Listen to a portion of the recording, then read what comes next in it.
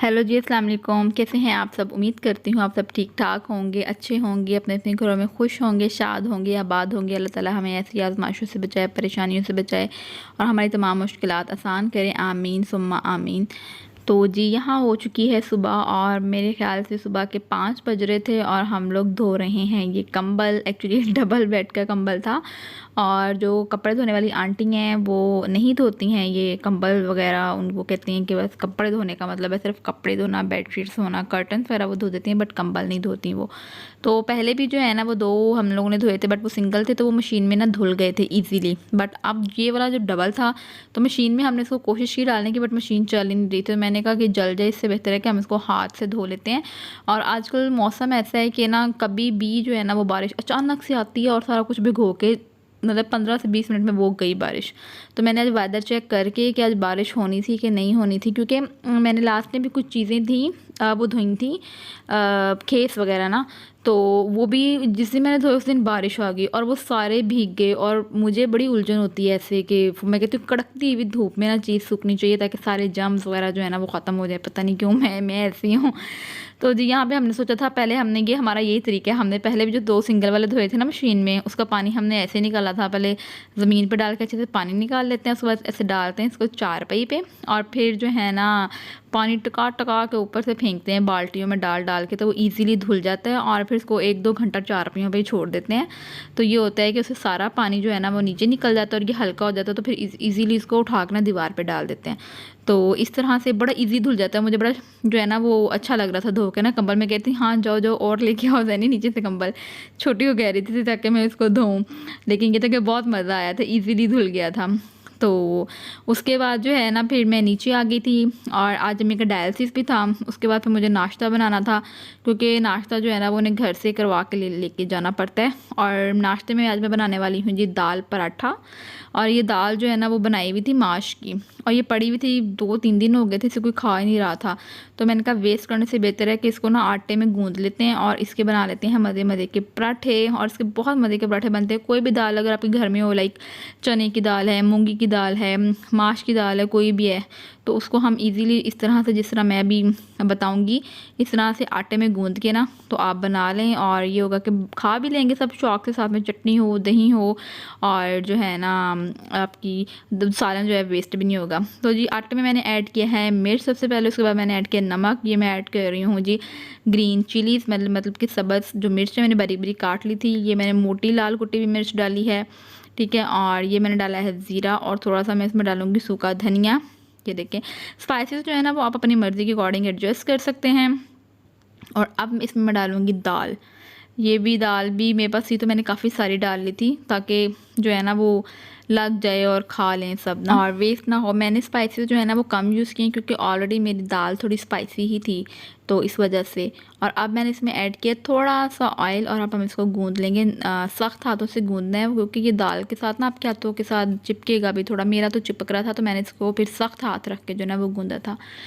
तो ये काम जो है ना लाइफ में चलते रहते हैं। अब लाइफ ऐसी हुई है कि इतने सारे काम होते हैं, इतने सारे काम होते हैं, तो आप मतलब ये है कि मैनेज करें ना, मैनेज करना पड़ता है। शुरू शुरू में जब मेरे पे इतना ज़्यादा बर्डन आया था, पहले तो बड़ी प्रिंसेस वाली लाइफ गुजारी है। अम्मी जब थी मतलब सेहतमंद, वो सारे काम खुद देख लेती थी। और इवन कि हम लोग तो ऐसे थे कि सो के ही, छुट्टी का दिन है तो सो के ही 12-1 बजे उठ रहे होते थे। हमारे उठने से पहले मैंने सारे काम किए हुए होते थे, कोई टेंशन ही नहीं होती थी। लेकिन वो अब जब खुद पे आया ना तो शुरू शुरू में तो मुझे समझ नहीं आती थी मैं कि मैं क्या करूँ ना। मतलब इतने सारे काम, अम्मी का ख्याल रखना, अम्मी को हॉस्पिटल लेके जाना, घर के काम, मतलब सीरियसली पागल हो गए थे मैं तो। वो मुझे बहुत ज़्यादा चिड़चिड़ी हो गई थी, मुझे बहुत ज़्यादा गुस्सा आने लग गया था कि ये चल क्या रहा है ना, हो क्या रहा है। फिर ये हुआ कि जी आहिस्ता आहिस्ता आहिस्ता मैनेज होना शुरू हुए काम। अब तो बहुत ज़्यादा मैनेज हो गया। अब तो पता है ये काम करना है और इस टाइम पे करना है, तो काफ़ी चीज़ें जो है ना वो सेटल हो गई हैं। लेकिन काम है यार, करने पड़ते हैं। मुझे किसी ने कमेंट में भी कहा था कि इतना काम आप कैसे कर लेती हैं, लेकिन करना पड़ता है। ज़िंदगी है ना, ज़िंदगी वो मैंने ना वो कहावत सुनी है, वो कहते हैं कि माँ बाप की ज़िंदगी में ना जो अय्याशियाँ ही होती हैं, जो अय्याशी होती है ना वो माँ बाप की ज़िंदगी में होती है, और उनके बाद तो ज़रूरतें पूरी होती हैं या जो है ना वो एक ज़िम्मेदारियाँ पूरी होती हैं। तो जब अब्बू ज़िंदा थे तो वो तो मुझे चाँद कहा करते थे, उन्होंने मेरा नाम चाँद रखा हुआ था। तो अम्मी अभी भी थोड़ा सा जब गुस्से में आए ना, कहते हैं हाँ आई बड़ी, अपने अब्बू ने चाँद तुम्हारे नाम रखा हुआ था, चाँद हो नहीं तुम, मतलब वो इस तरह से कहती हैं। तो बड़ी ना अय्याशियों वाली ज़िंदगी गुजारी है।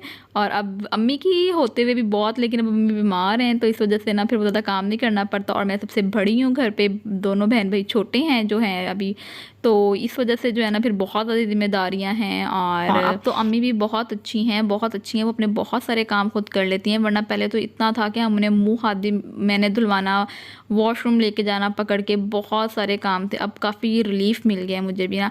तो ये मैं अम्मी को डायलिसिस के लिए लेके आई हूँ, यहाँ पे काफ़ी टाइम लगता है, कम से कम आपके 4 से 4.5 घंटे तो कहीं नहीं गए ना। तो जिस दिन आना होता है ना, 2 डेज़ आते हैं वीक में, तो हालात काफ़ी ख़राब होते हैं। मेरी कोशिश ये होती है कि जिस दिन मैंने डायलिसिस के लिए जाना है ना, वो काम मैं पहले पहले निपटा दूँ या उसके बाद करूँ, उन 2 डेज़ में कोई काम ना हो, क्योंकि इतनी बैठ कितनी थकावट हो जाती है वहाँ पे। काफ़ी अच्छा माहौल है वहाँ पे। और ये देखिए ना, इस तरह से लाइट ऑफ कर देते हैं, जब 4 बेड हैं वहाँ पे, चारों पेशेंट्स लग जाएँ तो जी लाइट ऑफ कर देते हैं कि पेशेंट ने अगर आराम करना है तो वो आराम कर ले।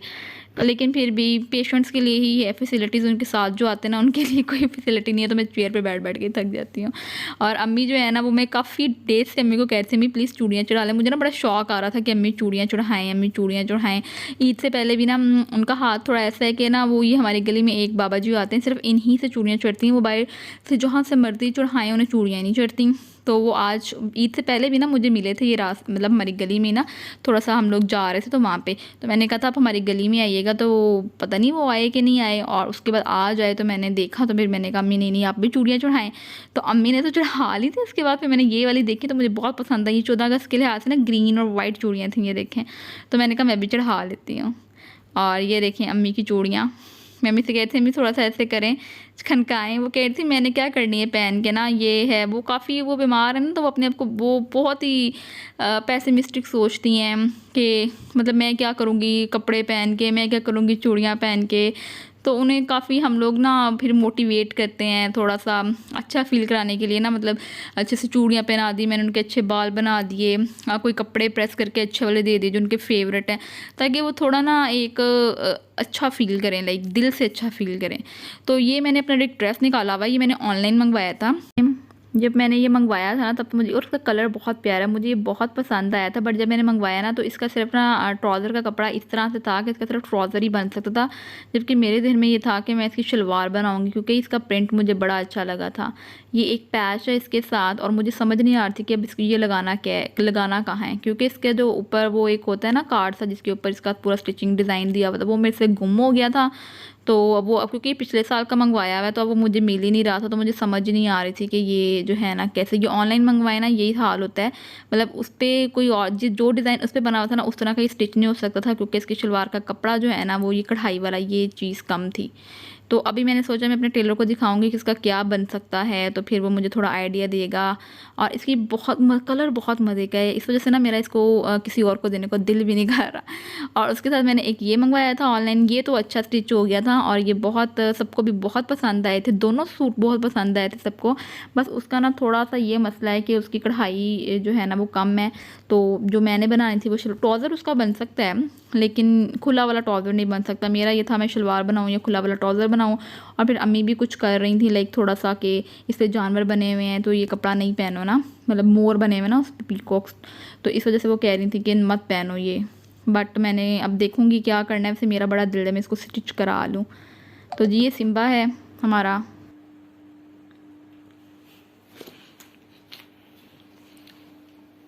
ये क्या किया है, ये क्या किया है इसको, ये क्या है, ये ओ ये देखो ये क्या किया है इसको, हैं ये इसको क्यों फाड़ा है। हेलो मिस्टर मिस्टर सिम्बा, इधर मेरी तरफ देखें पहले आप, फिर मिलेगा अब आपको आपका टॉय। ये किसका टॉय था, ये आपका टॉय था, इसको संभालना चाहिए था कि नहीं।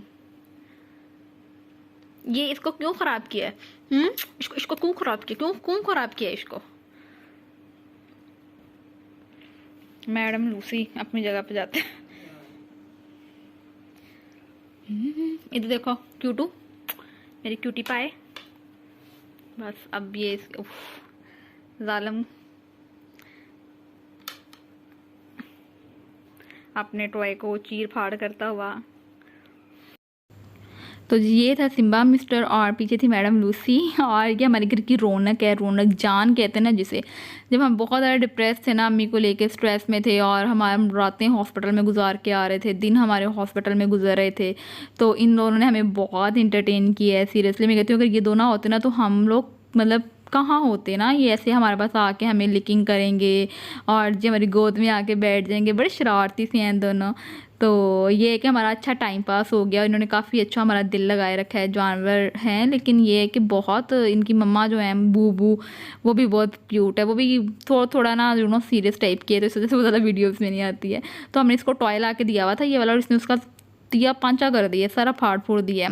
तो जी यहाँ मैं बना रही हूँ मैंगो शेक, क्योंकि जी अब बाहर से तो आप कुछ पी नहीं सकते। कोविड ने इतना वो जो है ना दहशत फैलाई हुई है ना। आज भी मैं न्यूज़ सुन रही थी तो कह रहे थे मज़ारात बंद कर दिए गए हैं, वैक्सीनेशन करवाएं। काफ़ी लॉकडाउन जो है ना सिटीज़ में, लाहौर के भी लगा हुआ है कुछ स्मार्ट लॉकडाउन। तो हम लोग गए चमन पे आइसक्रीम खाने। तो जी कहते कि जी हम जैसे ही एंटर होने लगे ना उसका डोर चमन का, तो जी कहते कि आपने वैक्सीनेशन कराई हुई है। हमने कहा नहीं, हमने नहीं करवाई हुई, अभी भाई की सिर्फ 1 डोज हुई हुई थी। तो कहते हैं आप बाहर बैठ के खाएं ना। तो टेबल वायर लगे हुए थे, पंखा लगा हुआ था, चेयर्स वगैरह थी। मैंने कहा एलो। हम लोग घर से सोच के बड़ा इमेजिन ऐसे स्नेरियो बना के गए थे दिमाग में कि ये हम लोग बैठेंगे, हॉल होगा, वहाँ पे एसी लगे हुए होंगे, चिलर्स ऑन होंगे, हम लोग ऐसे चिल्ड आइसक्रीम खा रहे होंगे। अमीरों वाली फीलिंग आएगी, रिच किड वाली फीलिंग आएगी। लेकिन जी जब बाहर बैठ के खाने पड़े हैं तो लग पते गए, पसीने छूट रहे थे। मुझे लगा था मेरा पसीना निकल निकल के ना आइसक्रीम ही गिर रहा है। तो काफ़ी बाहर भी मज़ा आया, बट वो जो एक इमेजिनेशन थी ना वो उसका सारे सत्यानाश हो गया। वो कहते हैं ना माँ बहन एक हो जाना, वो हो गई उसकी। तो जी फिर मैंने कहा आम जा रहे हैं और सीज़न आ रहा है अंगूरों का, अनारों का। रेड़ियाँ ऐसे भर गई हैं अनारों से, अंगूरों से। तो मैंने सोचा चलो यार आम पड़े हुए घर पे, हम लोग की किस्मत में यही है, तो चलो इसी को बना के जो है ना वो शेक पी लेते हैं। तो ये मैंने 1 मग बनाया था, ये मेरा फेवरेट मग है, मैं इसी में डाल के पीती हूँ आजकल जो भी पी रही हूँ। बट मुझे जो है ना वो 2 सिप ही मिले थे, क्योंकि सब ने टेस्ट करने के चक्कर में ना, सिर्फ टेस्ट करने के चक्कर में मेरा पूरा मग खाली कर दिया और मुझे मिले सिर्फ 2 सिप। इतनी मेहनत करने के बाद मतलब दिल ही टूट गया है मेरा सीरियसली। तो जी यहाँ पे मेरा भाई जो है ना छोटू नहीं है वैसे, हेल्प करा रहा है, क्योंकि मैंने कल बनाने हैं कोफ्ते और हम लोग चने के छिलके उतार रहे हैं, क्योंकि कल इसको पीसना है और फिर हम लोग कुछ करेंगे। तो मैंने कहा वाह भाई वाह, आज तो मेरी बड़ी हेल्प करा रही है, इसने ज़रूर मुझसे कोई बात मनवानी है या कुछ काम करवाना है, वरना ये जो है ना थोड़ा सा इतना मतलब मेरे कहने के बगैर मेरी हेल्प, भाई वाह। अच्छा जी, तो आज का व्लॉग यहीं पे था और मिलेंगे नेक्स्ट वीडियो में। अपना बहुत ख्याल रखिएगा, दुआओं में याद रखिएगा। अल्लाह हाफिज़। अगर आप मेरे चैनल पे नए हैं तो चैनल सब्सक्राइब कर दीजिएगा।